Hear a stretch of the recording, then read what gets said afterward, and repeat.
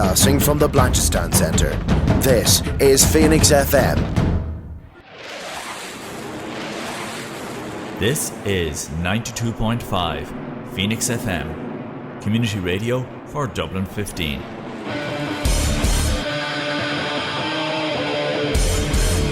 Hey everybody, it's JB Jeremy Borash, and you are listening to Darragh O'Connor. Yo, what's going on? It's Leon Slater, and you are listening to Darragh O'Connor on the Wrestling Rewind. You get me? This is Impact Wrestling superstar Cowboy James Storm. This is Jeff Jarrett, the King of the Mountain. I'm Tom Hannafin from TNA Wrestling. You're listening to the Wrestling Rewind. And if you're not, sorry about your damn luck. The Wrestling Rewind, the only wrestling podcast by fans who don't hate wrestling. All right, folks, it is Tuesday here on Phoenix 92.5 FM, the only wrestling podcast by fans who don't hate wrestling. You are listening to the Wrestling Rewind, episode 228. We're really getting up there now, and if you checked out our feed, you would have got 9 new shows because I dropped the ball. But I've picked it up, and there's now 9 shows for you guys to enjoy as well. Very sorry about that. Literally the most weird technical issues ever with billing and all that kind of stuff. But it has all been resolved. It's all sorted, and now we are good to go. 12th of June is when we're recording this. News still hasn't broken, but it kind of has. We have a lot to cover this week. We're going to be talking about these ridiculous CM Punk rumors, King of the Ring chaos, a lot of TNA news, some WWE news as well, which I didn't really see coming. And we're going to be revisiting one of the greatest King of the Rings of all time, 2001. Not the tournament, but it has one of the best matches and one of the most iconic King of the Ring moments that you can think of. My name is Darragh O'Connor, and I'm joined by my co-host, Christopher Fanning. Christopher, how are you doing, sir? You know what? Watching that King of the Ring that we watched, I'd forgotten how epic it was. I can't wait to talk about it. Such a good pick, because I forgot we had picked it, because usually we pick these after we go off the air, and I was in the cinema, and I texted you, hey, what did we pick? And then you're like, King of the Ring. I was like, oh, that was a good pick. So, no, absolutely. Fantastic. What were you watching in the screen?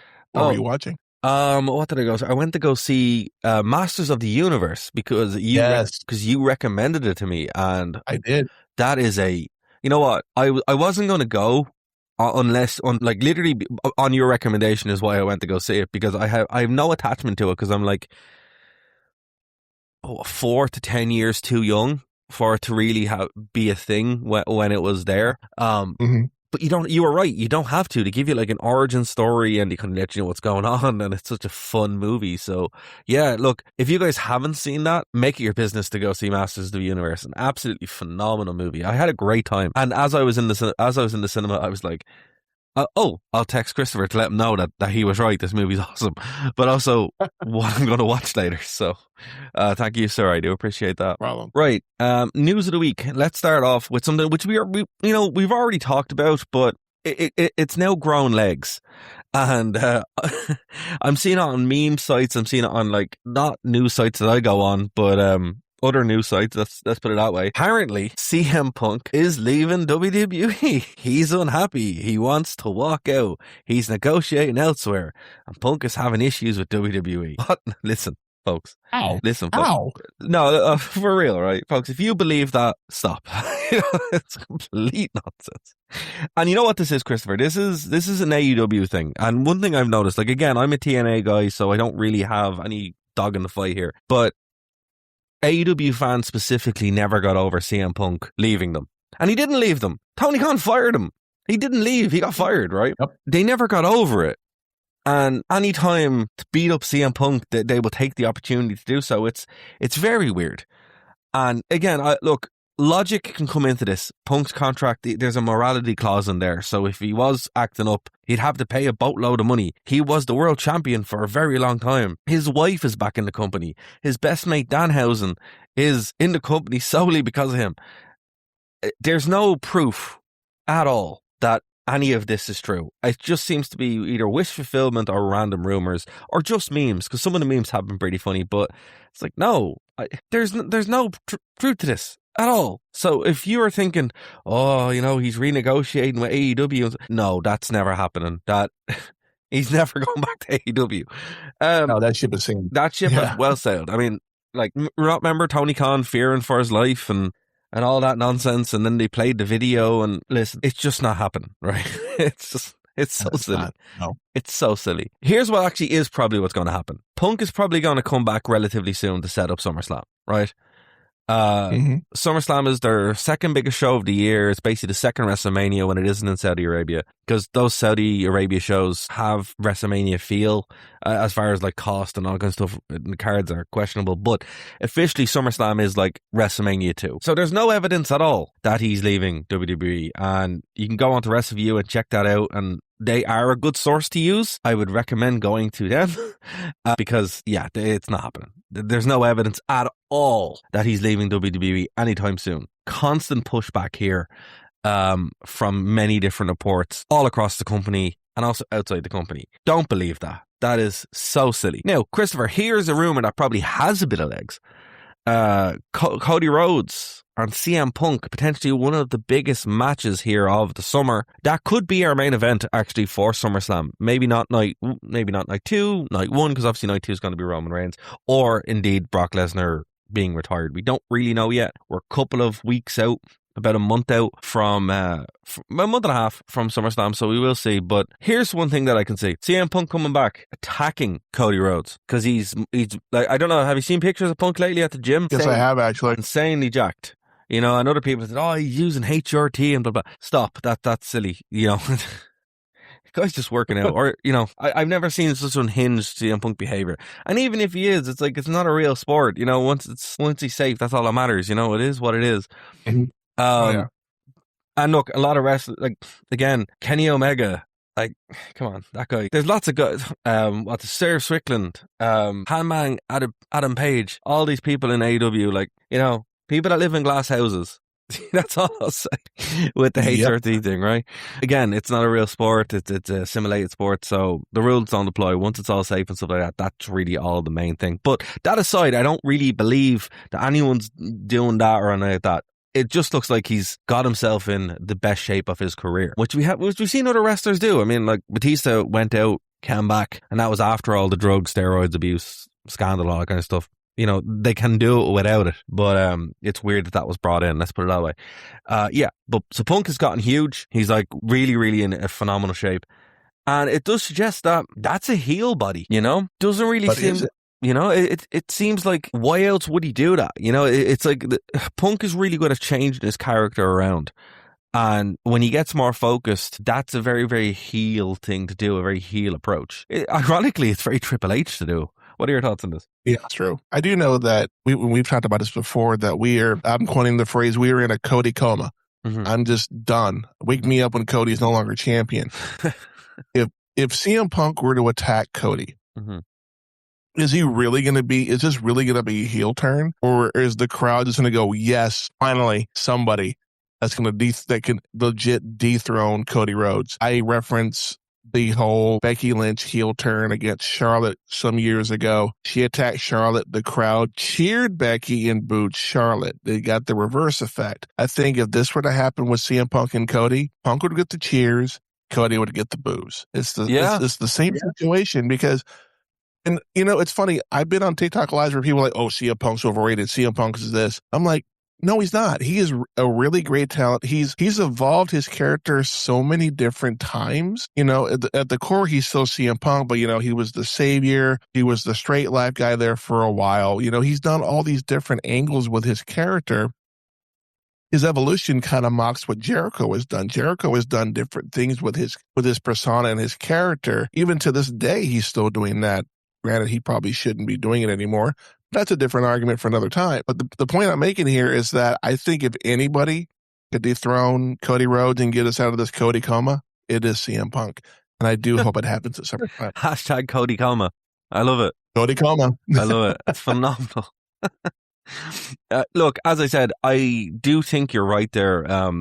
That's the danger of doing something like this, right? It's like, if they push him as a heel in that way, it's like, oh, people are going to cheer it. Like, even when Cena did it, people were still cheering Cena, like, more than ever, because they don't like Cody Rhodes. I was there at SummerSlam last year. Now, obviously, that's when he came back as a face, but there were still so many Cena shirts, and there were very, very few Cody ones. And look, again, I don't think Cody's going to go heel. it's the same problem as AEW. It's like he wouldn't do it there and people got sick of it, and he won't do it here, people got sick of it. But the difference is like with Punk, moving him away from just being a good guy to being somewhere in a tweener, if not to a heel, that's not a bad show. It'll be interesting to see what that looks like, because it's not going to be the straight edge savior kind of thing, which honestly, if you guys haven't seen that, that's the best CM Punk. You know, even going back to his proper indie stuff where he was doing that with Raven, it's very, very cool. Like his feud with Jeff Hardy, he's just a menace, you know, a complete menace. But it's really, really good. So I've been wanting that for a while. I think, you know, looking back at the AEW stuff, if Punk had done that in AEW, I think it would have been a lot stronger. But, you know, I've said Punk in AEW is Walmart greeter Phil. And, you know, that's just, it's so boring. You know, like he needs some kind of evolution. And he was getting there with the WWE, with the WWE as well. Like the main thing that was keeping him going were these phenomenal matches that he was having, these title matches that really were probably the run of his career in ring, outside of AEW and some of the stuff that he did in his earlier run. Like, but you know, you can't really fault it. So I am really excited to see what this looks like when he comes back. It'll be interesting to see if it happens on a run up and if we get it actually at the show, or if indeed at SummerSlam, it ends and he comes out and attacks. I don't think that would happen, because right now, looking at the card of SummerSlam, it's very barren. It really is. Yeah. And keep in mind, though, too, is that right around this time when SummerSlam comes up, the two champions, Cody and Roman, are also in a movie coming out in October. So they're going to be on a promotion tour. They won't be as readily available as they are currently. Who's to say they don't drop the title so they can do that? Yep, I can see that. So both their runs may be coming to a very abrupt end here pretty soon. Yeah, and look, wouldn't the company be better off for it? Like, I know they really like Roman Reigns, but I'm there with Roman Reigns as well with Cody. I'm just like, the two worst people have the belts at the moment. And it's just, and it's not because they're bad. I mean, Cody is objectively bad, but it's just because they're just boring. You know, they're just it's overexposure is what it is. Absolutely. Yeah. It's the same thing with Cena 15 years ago. We got so much of Cena crammed down our throat, and it's like, okay, we're over this. Let's move on. And then that just developed the hate for Cena. Of course, we developed love for him down the road, obviously. But this is the same thing. It's just an overdose of these two characters. They've had the title off and on for the past 5-6 years. Mm-hmm. It's time for somebody. Get somebody else. Give Oba. Give it to not Brock. Obviously not Brock. Give it to Finn. Yeah, I'd be okay if they gave it to Dirty Dom at this point. I'm okay with that, and I don't like Dirty Dom. Well, see, that's one of the things with this king, and takes us to the next section quite well. The king and queen of the ring, like the kings there have the opportunity to do that. Like, there's nothing to say that at SummerSlam they could, like, you could have Finn win, you could have Dirty Dom win, or whatever. You could have LA Knights not winning, which is a complete travesty, honestly. And we'll obviously see how that plays into it, but I think the way they're setting things up here with this tournament, it does plant some seeds. Like, I can see Punk maybe going to SmackDown or them changing the belts around, because there is some shake up coming, or at least, look, I hope there is, because if there's not, this is going to be a tough year, right? Watching this product. Oh yeah, genuinely, if there isn't some kind of shake up coming, just don't watch. It's going to be too hard to watch. But it seems like there's too much things in play here for that not to be the case. As you said, very poignantly, there is a big media tour for this disaster of a movie called Street Fighter coming out. You know, and it's just like, they need to be away for that. They're two major stars in it. And then having this King of the Ring, Queen of the Ring thing, people in there could all be world champions, you know, except for Jey Uso. Let's not be silly. We've been there. But yeah, like, you know, right. Yeah, right. You can give it to Finn, you can give it to Dom, you can give it to LA Knight, or at least have them in the picture with your new champions of CM Punk and whoever dethrones Roman. You know, it's definitely one of the things that WWE need to look at, need to build up. Here's one for you with the King and Queen of the Ring, right? I really do think having stars in there that are already established is kind of missing it, right? What would have been cool is if they had had brackets, you know, where like you have your, kind of like they do with the World Cup, where it's just like, you know, you have your qualifiers. Why didn't they have qualifiers in NXT, AAA, even TNA? You know, they could have had qualifiers where it's like, hey, do you guys want to go with the opportunity to go appear on the main roster? It's, you know, and you would have built a couple of stars really out of that. You would have got more exposure across the way. The only thing about it is if they had done that with TNA, it would have been Matt Hardy and Jeff Hardy coming over to WWE, so it would have wasted the slot. But in theory, I think having it where, you know, every year they're like, hey, look, we want unknowns in here to try and build them, because look, with all due respect, everyone who's in that tournament doesn't need to win the King of the Ring. And I think that's probably the biggest, and the Queen of the Ring. That's kind of the biggest problem with this. Like, growing up, and traditionally, the King of the Ring, and look, this will go for both. I'm just not going to say King and Queen of the Ring over and over again. But the King of the Ring, that was somebody who was on the rise rather than somebody who was already there. Like, I know they're giving him a title opportunity now, and that kind of adds a new wrinkle to it, but you can just do that anyway. You know, there's no reason why Finn Balor can't just go, I'm challenging you, here we go. Because that's what he did last time. You know, there's no... It's such a weird, confusing thing. Like, would you prefer that if it was like from different divisions, younger talent were just given the opportunity to go in and maybe go to the main roster for even a couple of matches all the way through, and they didn't get killed by someone, but it still would be a very newsworthy thing. And then you have them on the SummerSlam. Can you imagine, like, okay, just Javon Evans, right, from TNA, he wins, and all of a sudden he's going against Cody for the title. That's cool. At SummerSlam, like, you know, that's a cool thing that they could have done, and it has that air of, whoa, that's weird. You know, there's no creativity though. It just seems to be super safe.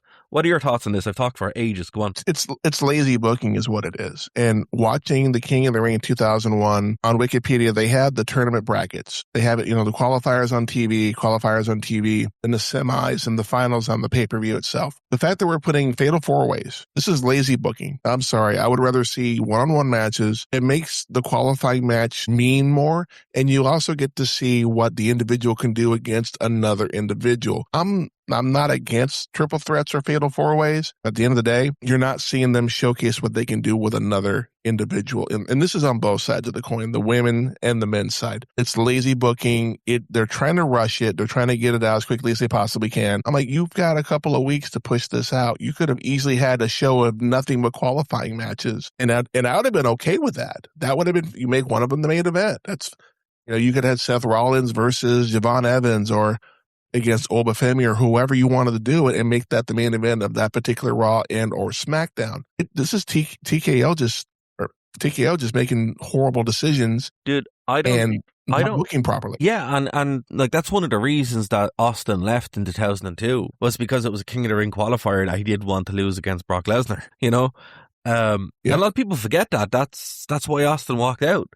I don't think it's fair to say that's TKO. Like, thanks to that brilliant show, WWE Unreal, or whatever it was called, we know that no, WWE creative is just that barren. It's that lazy. As you said, like, it's just, I think they missed a huge opportunity here. Like, you could have weeks of television that's just qualifiers, and then you can have, like, again, if there's a little bit of creativity, it writes itself.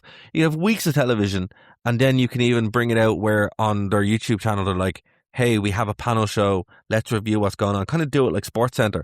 It's like, they have the thing that they wanted to do for years, they could actually do with this format, but instead they're like, no, here's LA Knight versus Finn Balor. Okay, look, why? We don't need that. You know, everyone likes LA Knight. Everyone likes Finn Balor.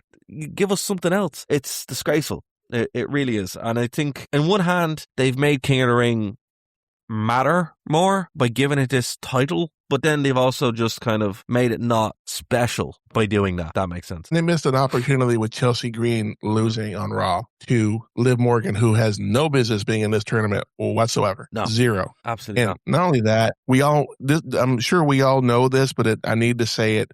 Obafemi is not winning against Dirty Dom because Brock will interfere setting up SummerSlam. Yeah. This is the booking there, which I'm fine. I'm okay with that. I am totally fine with that. Mm-hmm. Because you need to set the third match between the two men up, and this is the perfect time to do it, especially with Oba telling Dirty Dom, you know, I know Rey Mysterio is your father, but on SmackDown, I'm going to introduce you to your daddy. And I'm like, dude, Obafemi is fire on the microphone.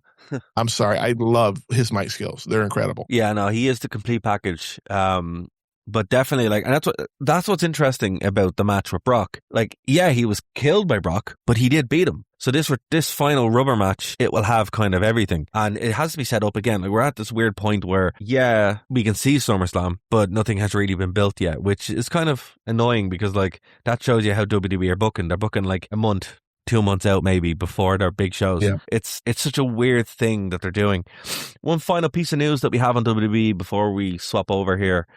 They've moved King of the Ring, not King of the Rings. They moved Money in the Bank. What's up with that? Yep. To like October. Yeah. This was supposed to be in September, I believe, after, usually Money in the Bank is in like June, July timeframe. And then they keep moving. And I'm like, let's just move it back to WrestleMania, just a ladder match and call it a day at this point, because that's all they're doing. Yeah. Yeah. No, I don't know what they're thinking. It's in New Orleans, which is great, but they didn't switch the venue. They switched the date.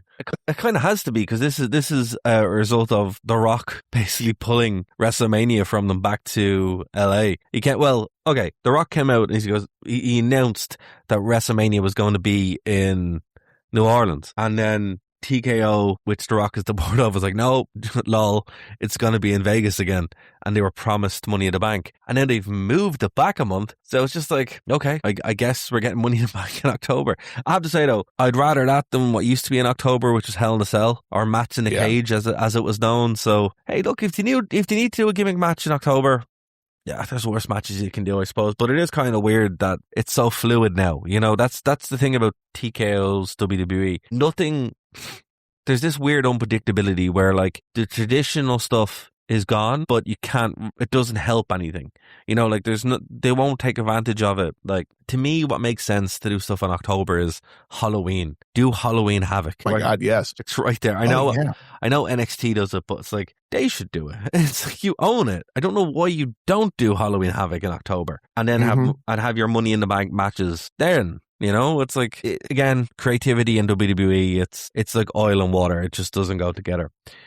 But yeah, we'll keep an eye on that. So we're going to switch gears here a little bit and talk about what it has been built and had a very, very good build.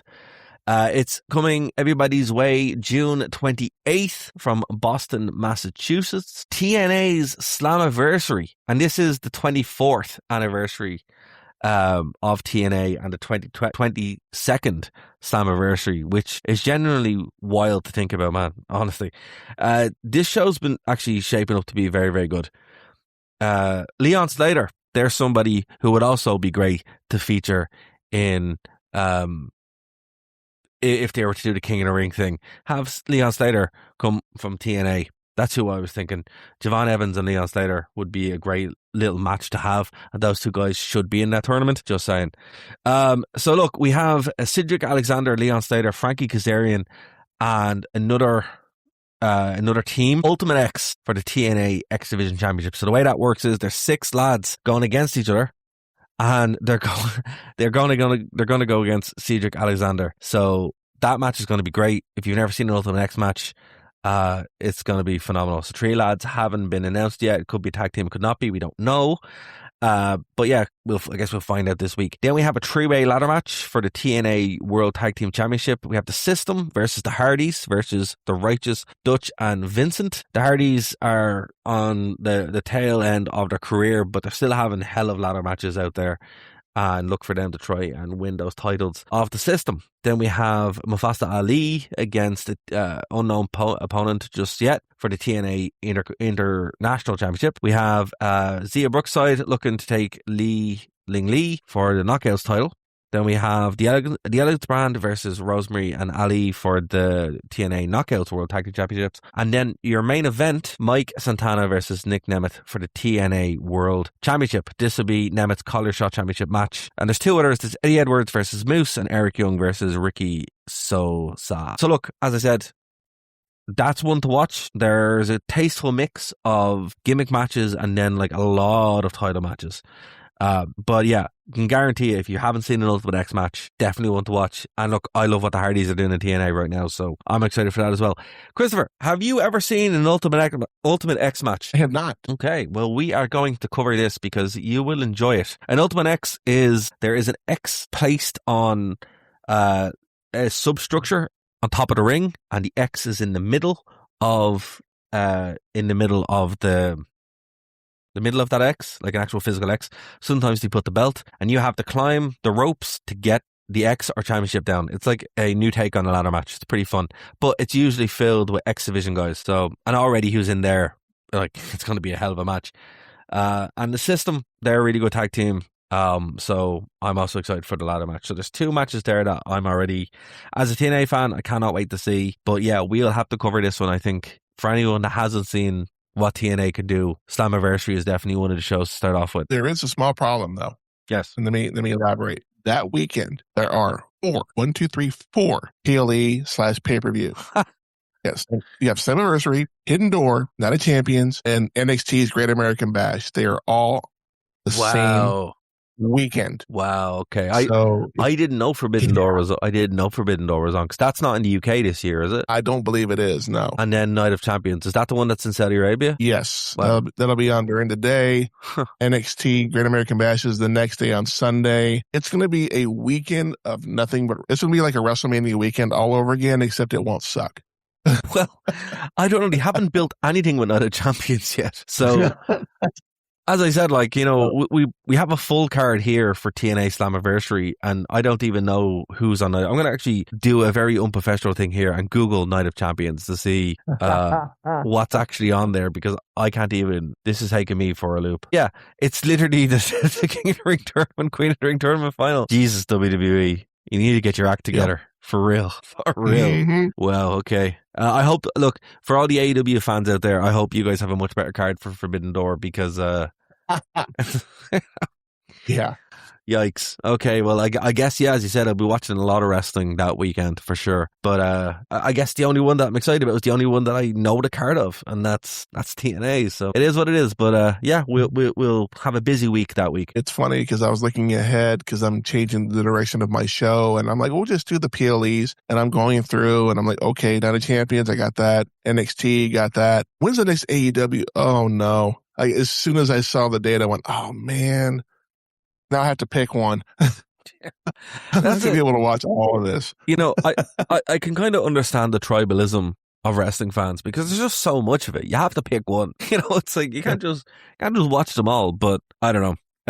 The Forbidden Door, I always find those shows are quite good. I'll be honest with you. Like, I'm not an AEW fan. It's just not my thing. However, any show that I've seen that's Forbidden Door, I always really, really enjoy. It's in San Jose in California this year, and so far it looks like Will Ospreay against Swerve Strickland for the Owen Hart Cup. Is that still going? I didn't know. I'm not sure. I didn't know that was still going. I thought they haven't been watching. Yeah, honest with you. I thought they were over that. Kenny Omega and Zack Sabre Jr. Okay, that'll be pretty fun. And then there's a cage match. All right. I mean, and it starts at 4. It starts at 4 o'clock too. So it's only because it's on the West Coast. Yeah, it starts at 4 o'clock. Oh, that's Pacific time. Right. So that's 6 o'clock my time. Damn. Okay, fine. 28th. Yeah, that's a busy weekend for sure. Yeah, it is. Oh man, yeah. So you either have to pick between AEW or TNA, and the Night of Champions is the night before. So I mean, I guess that's a little bit better. But yeah, look, as I said, the only one that has a full card, and we're 2 weeks out maybe, is TNA. Everything else is like TBA, and we don't know what's going on and stuff like that. So I guess we'll find out. You know, we'll see what happens. But as I said, like, the only AEW show that I would go on my way to watch would be Forbidden Door. Because I do like the mix of characters that they have there. It's just a shame that they keep putting MJF on it. It's like, go away. Go away. You're ruining the show for everybody. He's not that bad. Man, I just get... He's such a great heel, though. He's such an incredible heel. It's very one, though. I mean, like, it's... You know, I don't know. I never really saw the appeal of him. Now that... And even as a wrestler, I mean, like, when him and Cowboy, Adam Page, I fell asleep. Yeah. Like, I genuinely fell asleep live. A couple of thousand people screaming, and I completely KO'd until they finished, and I was just like, oh, it's over now. Okay, great. And then they had the cage match, which was genuinely great. So, I mean, look, as I said, AEW's not my thing. It doesn't click with me, and I know people love him, but until I see something that I can connect to with him, is, you know, he's just being a douchey heel. Which is great. I mean, but wrestling's full of them, you know? Roman Reigns. That's Roman Reigns' entire gimmick. It's the same thing. He's like the Miz trying to be Roman Reigns. But I like the Miz. That's the difference. That's fair. That's fair. Okay, switching gears. So we're going to hop back into the time machine to something that we actually have a card for, you know, when WWE used to book matches. So we're going back to June 24th, 2001, East Rutherford, New Jersey, in the Continental Airlines Arena. Just under 18,000 people with a buy rate of 445,000. This show, it's interesting because it comes just after ECW had collapsed, just after WCW had collapsed. It depends where you sit on this. If you say, oh, WrestleMania 17 was the end of the Attitude Era, I wouldn't sit there. I would say that the end of the Attitude Era is 2002 when the brand split happened. That's when I'd say that's when it happened. You know, and actually, when the Raw set changed, you know, to the 2002 one, that would be my demarcation point. But this is just before the invasion angle. It hasn't fully kicked off yet, but we're seeing kind of hints of it. And it's a really weird show to watch with that kind of in mind, you know? The show itself, the invasion storyline is in the background. WCW talent had kind of showed up. A lot of it was kind of like Sean Stasiak being like killed in the background by some random person, or like Lance Storm being hit or whatever.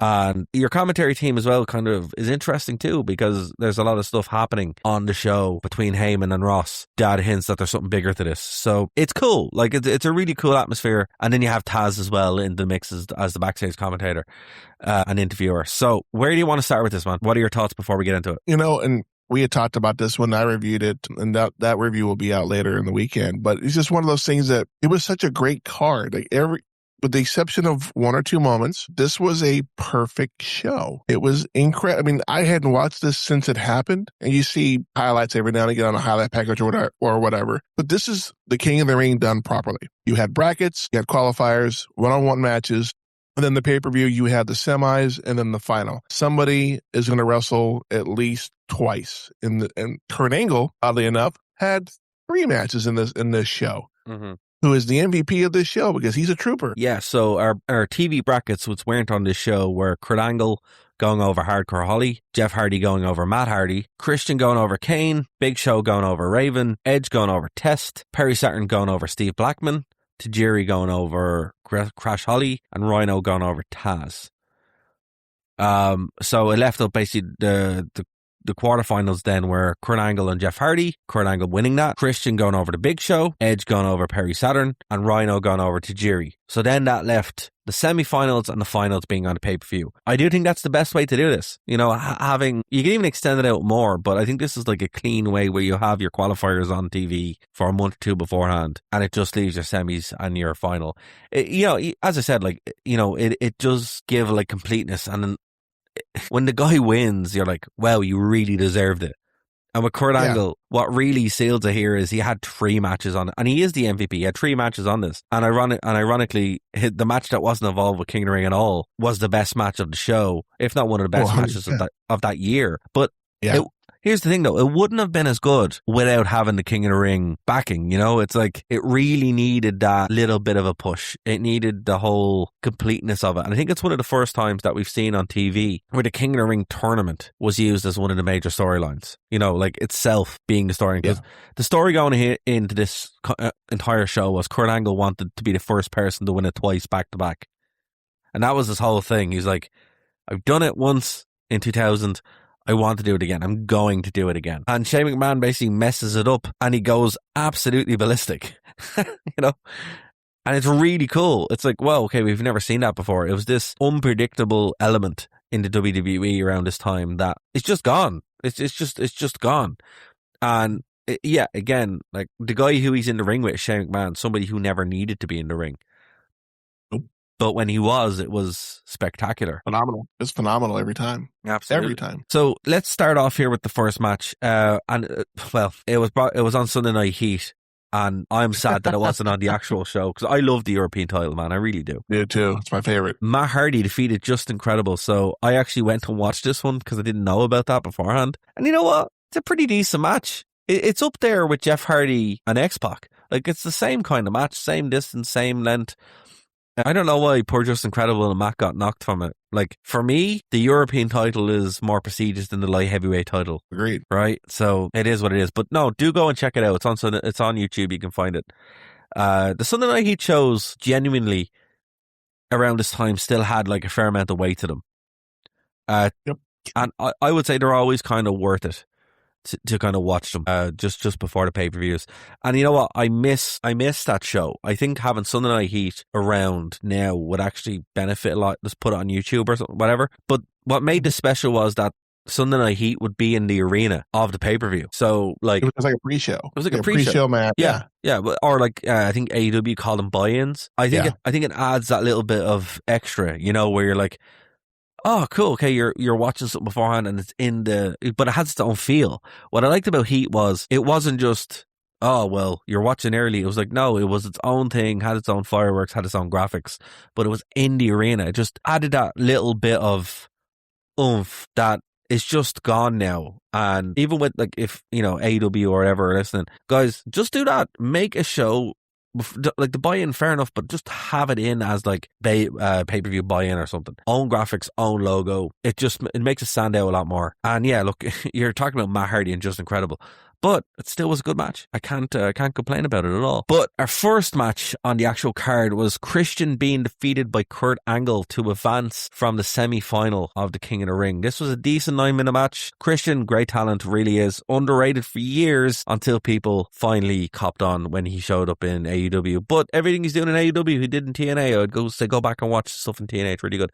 What did you make of this match, man? This is a great match. And this is like right on the foothills. You said before, WCW had been bought out by Shane. Mm-hmm. There was little hints of the invasion that was coming. Of course, ECW had collapsed right around the same time. There was little hints of that invasion possibly coming. Christian, unfortunately, living in the shadow of the arguably the better talent Edge. So trying to prove himself, say, I can do my own thing. I don't need Edge to be where I am. I can do this on my own, which is where the persona was, new theme song, Out of the Brood, all that good stuff. So I don't know. Me personally, I would rather have seen Christian versus Edge in the finals. Yeah. But that's just fantasy booking. The fact that what they did made more sense for the street fight just made a lot more sense. Absolutely. But it's a what if moment though. I did really like the next match, Edge defeating Rhino. Rhino's just one of those generational talents. Like I don't think he got the rub that he deserved, but definitely he made an impact. And I mean that quite literally because he's one of the biggest stars in TNA as well. But his run here, he had just come from ECW and genuinely made an impact. Now he had teamed with Edge and Christian, obviously helping them with the ladder match. So what I liked about this kind of bracket was it was people who were actually friends going against each other.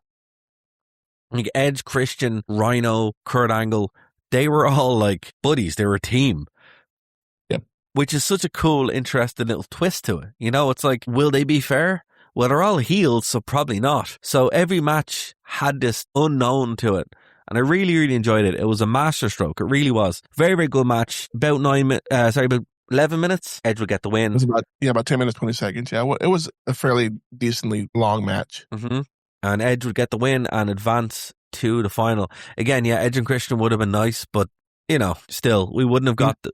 But, okay, but on that point, right, so before we get to it, this still would plant the seeds of Edge and Christian breaking up and Christian turning on Edge fully because he just couldn't handle that Edge won the King of the Ring and he didn't. What I loved about this feud after was Christian would walk around with the King of the Ring like trophy and everything, and he would shine it up and everything. It was just, it did so, like, I do agree with you in one hand, but on the other, I don't think it would have given the same space because it's like he wasn't even close to it. It really made Christian come out of his shell more. So I do kind of like what they did here, but you ask me tomorrow and I'd probably be like, yeah, I would have preferred Edge and Christian being in the final. But anyway, that's not what we got. The next match, it's kind of a filler match. It's the Dudley Boys defeating Spike and Kane for the tag team championships. Nothing really here. What did you think on this one? It's one of those things where Spike was like one that, had a falling out with the Dudleys because he always ran with them because they were all quote unquote a family. Mm-hmm. And, the Dudleys are like, you good luck finding someone that'll wrestle with you. And he's sitting there with Molly Holly. And then the Dudleys come out. They do their, whatever. Who's your tag partner going to be? And then Kane comes out and it's like, oh, okay. And at the time, Kane was the Intercontinental Champion and was still the monster. He kind of got watered down as time progressed. But at this time, he was still that just unstoppable beast that was the brother of Undertaker. And this, for what it was a good match. For it being an impromptu, thrown together match, it was actually a pretty good match. Yeah, it absolutely was. And again, look, the Dudleys, one of the best tag teams of all time. So it was a fun match. It was filler, but like the best kind of filler that you'd want. Yeah. Then we had our King of the Ring final. Edge defeating Kurt Angle. But it is important to note, Angle was set to win this. He nearly got the win a couple of times. Shane McMahon would cost him the match, thereby setting up a match later on. But the important thing is, Edge is your 2001 King of the Ring. And it would be interesting because around this time as well, him and Christian would go off and film Highlander Endgame. I can't remember if they referenced it on this show, but they would start referencing it for the next like month after this. So it's just weird. Like that around this time, I was keeping an eye out for it, but I didn't notice it. This time period of WWE sticks with me because all they did was talk about Highlander Endgame on commentary. Every time Edge would show up, it was very strange. Yeah, every time. Yep. The next match we talked about a little bit. Edge defeated X-Pac for the WWE Light Heavyweight Championship. This title is the weirdest one ever because it was a joke title. Like the last time we talked about it, Gillberg was holding it. Yeah, you know, and then we had a couple of different talents holding it after that when it wasn't like it's one of the only titles that's a complete joke, and then it also wasn't at the same time. So we had Gillberg holding it. We had like Taka Michinoku obviously brought it in. Then Gillberg held it for absolutely ages. And then all of a sudden, I think Tajiri won it. And then if I'm wrong, I think Jeff Hardy beat him. But Jeff would do this thing with the titles. He'd do it with the hardcore belt as well when RVD would come in, where they'd elevate these smaller belts that nobody really thought about because the hardcore title was kind of a joke as well. It's not even featured on this card. But they would elevate them with the injection of the new talent from the Invasion. So, you know, this match was actually really good. It's probably one of the best light heavyweight championship matches that you can watch around this time period because, you know, up until then it was S.A. Rios versus Gillberg, you know. Oh my! You know, genuinely, that was one of the matches that used to be for the light heavyweight championship, and now it's like Jeff Hardy versus X-Pac, which in another lifetime, a different night could have been for the European title, could have been for the Intercontinental title, could have been for the Hardcore title, could have even been your main event at one point. But very, very good match. Jeff Hardy was phenomenal. X-Pac again, peak X-Pac. Really enjoyed it. I was not a fan of this match, and I know that's going to be against the grain here, but I think if they'd switched the Matt Hardy, the European title with the light heavyweight, it would have been a much better card. Let me tell you.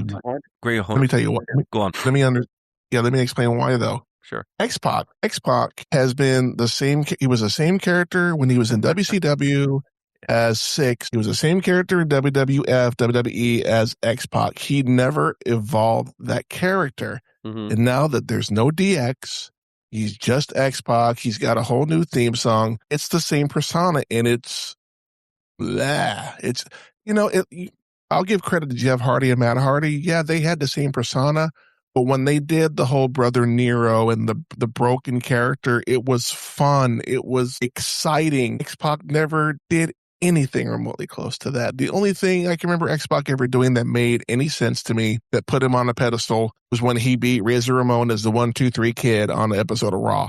That's it. He's a filler. He's a filler. He's a seat filler. Not wrong. You're not wrong. But the thing about it is, I don't mind the X-Pac thing, but I do totally get where you're coming from, and there's no argument against that. Yeah, it's absolutely just, it's just X-Pac. I think this is when he came out with the Uncle Kracker theme music, wasn't it? The X Factor thing? Yeah. Yes. Probably one of the worst teams ever as well. But I don't know. I'm emotionally invested in this because it's just so goofy and so silly. I don't know. I just enjoy X-Pac. and tweets their own. I totally get that. I respect that too. It's just for me, even with I look at The Rock. Rocky Maivia, and then he was The Rock, and then the character kept evolving and kept becoming a different thing. X-Pac was just X-Pac. Oh, he grew out a beard. All right, 1-2-3 kid. Oh, now he's 6. He grew out a beard. His hair's longer. Cool. He's in WWF. Oh, he's just 6 with a different singlet on, and he's part of the X. Okay, cool. There's been no real transition or change, which to me just makes the character boring. Yeah. Maybe I'm the jerk in this. I don't know, but I just could not get behind it. No, I think you're right 100%. Like, as I said, I would have preferred, and it's funny because like Just Incredible was in X-Pac's little stable, so it makes it even funnier. But yeah, no, I mean, you're not wrong, but Jeff Hardy and X-Pac, they just kind of go together as two of the smaller men. I just seem it just works. It just seems to work for me, you know? But yeah, I do think that even having the European title in general is a much more prestigious belt than the light heavyweight title. So I do honestly think that the only reason that happened was because it was Jeff Hardy and they were trying to road test what they were like between, you know, outside of the Hardy Boys to see if we can actually put a rocket ship to Jeff Hardy, you know?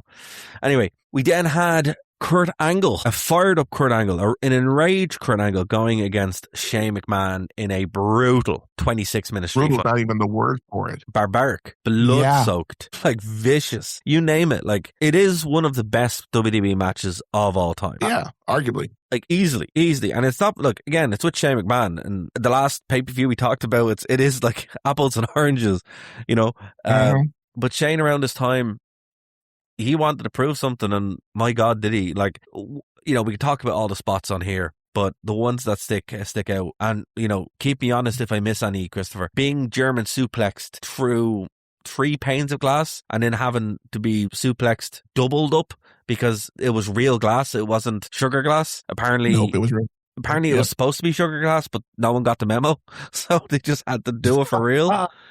And yeah, that's true. You can look that up. Apparently, it was supposed to be sugar glass, but it never happened. So they just did it for real. And then the spot that finished the match, because the street fight has to end in the ring, where he builds a platform and does an angle slam from the top rope on a little platform. Just so creative. And like, deathmatch wrestling is garbage a lot of the time. But when you have someone in there like Kurt Angle who can wrestle, who is a generational talent, giving that toolbox, my God, it's something special. And then, of course, you know, Shane McMahon doing all of his Shane McMahon spots, a few coast to coasts, death-defying leaps, tables, chair shots, the works.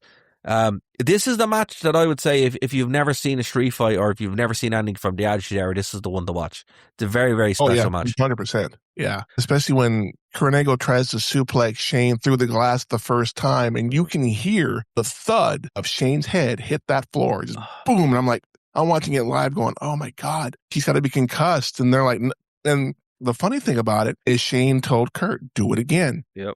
And he did, and he went right through it. Then the same thing happened on the other side. He did 2 suplexes, couldn't get him through, so he just throws him through it. If you look very closely, you'll see Shane's hand is in front of him to ensure that he goes through that glass, because he wasn't going to hit Pater. He wanted to hit Pater the third time. When the glass breaks, it makes a sound that is so brutal. Because again, it's real. It's not a work spot, you know. It just breaks unlike any other wrestling glass that has broke, you know, if that going to make sense. It's definitely something that once you see it, you're like, this is brilliant. You know, it really is a phenomenal match. And unfortunately, like, yeah, look, our main event is Austin, Jericho, and Benoit in a triple threat for the title. Yeah, it's fine.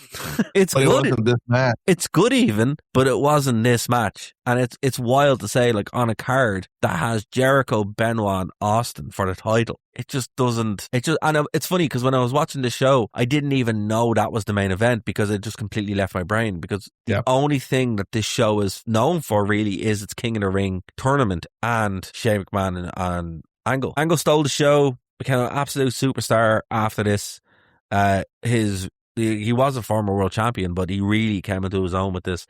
And obviously Shane McMahon would go on to have more matches like this. But Shane's career from 1999 to now, or like to this point, there's a lot of really cool matches to see, but this is like the pinnacle of everything that he's done up to this point. It's really is. Now, I would argue though, because the year before at SummerSlam against Steve Blackman, he fell from the top of a Raptor all the way down. This is a year before this show. Shane always would do these big stunts, just these big spots. It's like, what are you trying to prove? And a year before that, he had a great match with Test where he did a death-defying leap through the announcer table. So yeah, he's always done these crazy stunts. And you talk about Kurt Angle having a phenomenal year. We tend to forget the year before his rookie year, won King of the Ring. Yep. He won the Intercontinental title, the European title, and the World Heavyweight title, all in the same. At one point, he had the Intercontinental and the Euro. He was the Euro champion or something like that. Euro Continental champion. That's what it was. And he lost them both in one night in the triple threat match. Yeah. That was at WrestleMania, wasn't it? He lost it to Benoit and Jericho. I think so. Yeah, I think you're right. Yeah. But Angle had a phenomenal rookie year. I can't think of any other wrestler in WWE that had a rookie year like that. Nobody comes close. Brock's is close, but not on the same level as Angle's. No. Angle's was just like Kurt Angle's career in WWE is so wild, but his first year, like starting off going against Sean Stasiak at SummerSlam 99 to where it ends up is absolutely crazy. But definitely, look, if you guys haven't seen this show, it is totally worth your time. It's on Netflix. It's very enjoyable. I mean, I'm probably going to watch it again this weekend because I just enjoy it that much. An absolute solid A+. Or, hold on, an S tier rank is King in the Ring 2001 for me. We should know too that Benoit actually broke his neck or had a career halting neck injury in that triple threat match when it was over. Is that when it happened? Wow, okay. That's when it happened. I did not know that. And he was on the shelf for a year. Wow, okay. Yeah. Makes it even more pointless because no one remembers that match at all. You know? Oh, yeah, that sucks. Oh, yeah, 100% agree with that. Like, yeah, apparently it was a back suplex off the top rope on Jericho that broke Benoit's neck. Wow, that's crazy. The end of the match.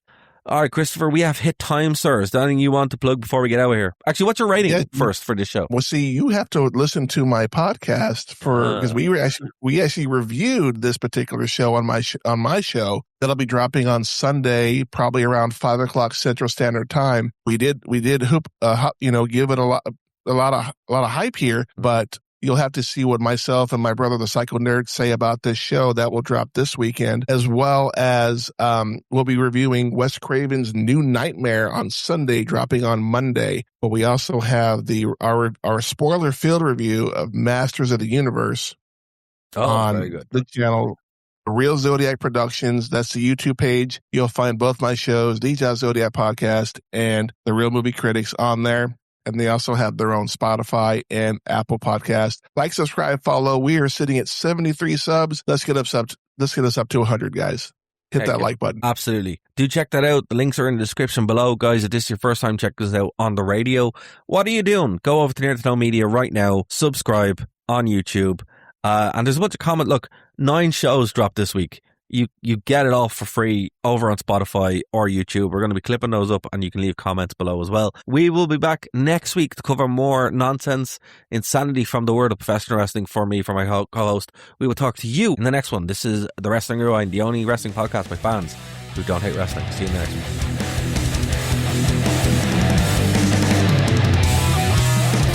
Hello and welcome to Nerd to Know Media on 92.5. Can I start again? Botch. Caught the ropes. 1 week I'll get that right on the first go. Phoenix 92.5 FM. It's alright, King. There used to be a wrestler called Sin Cara, and his entrance was he'd jump. He tried to jump over the ropes, but every time he'd miss and hit the ropes, so he had to film it like 3 or 4 times. Yeah. Did 20 takes and that was the best one. At some point we'll also have to show you the glory that is the Shockmaster. Oh yeah. That's tragically funny. Yeah. I'm glad you said you've kept it to an hour, because every week I tell Stevie, I'll be back in an hour, and she goes, no, you're not, it'll be 2. And then, like, she's put 10 quid in it tonight, and I quite fancy winning that 10 quid. Alright, but tell her the time starts from now, because I'm keeping it. Yeah. No, as long as I'm back by 11, I get free coffee tomorrow. Oh, nice. Okay, well, don't worry. I'll keep it to an hour. We're going to make a point of it tonight. Yeah. Oh, by the way, hold on. Before we go, is Stevie on the panel? Because she has to be. I'll ask her. Honestly, it depends on the baby's behaviour. Baby can be on the panel too. Yeah. Like, I don't mind. I'm okay with like her chiming in. Yeah, I'll get the Shercon lads to put out 3 extra chairs then. Invite Lisa, make it 7, have 2 people who've never seen Star Wars watching 3 or 4 people rage about it. This is quite literally going to be group therapy, isn't it? Yeah. This is like I kind of think we could get the title changed to be, instead of being the post-mortem, just calling it group therapy over Star Wars. Yeah. Well, the group therapy is when we start the weekly meetings. I think my trauma with Star Wars began on The bad man touched me here. Pointing to your heart. Darth Vader was in a hallway. No, but seriously, you need to get Stevie in on that. Like that just needs to happen. Green. I'm quite insistent. I'll tell her as soon as we're off the chat then. Alright, okay, cool. But I need someone to be like more upset than me, so I just, You'll just get that in spades, I promise you that much. Do you want us to bring our purple lightsaber as well? Yeah, go for it. It's so funny. Stevie keeps trying to play with it, but every time we turn it on, the noise makes the Baba cry. So she's got this like great Christmas present that's being held hostage by her firstborn. Oh well, that's like on purpose. Maybe she knows. She's like, yeah, it's totally on purpose. Disney Star Wars was too bad. You don't deserve to enjoy this. All right, okay, right. Let's back to you. You're listening to the Nerd to Know Media Network. Join us at nerdtoknowmedia.com. Thank you for listening to a Nerd to Know Media production.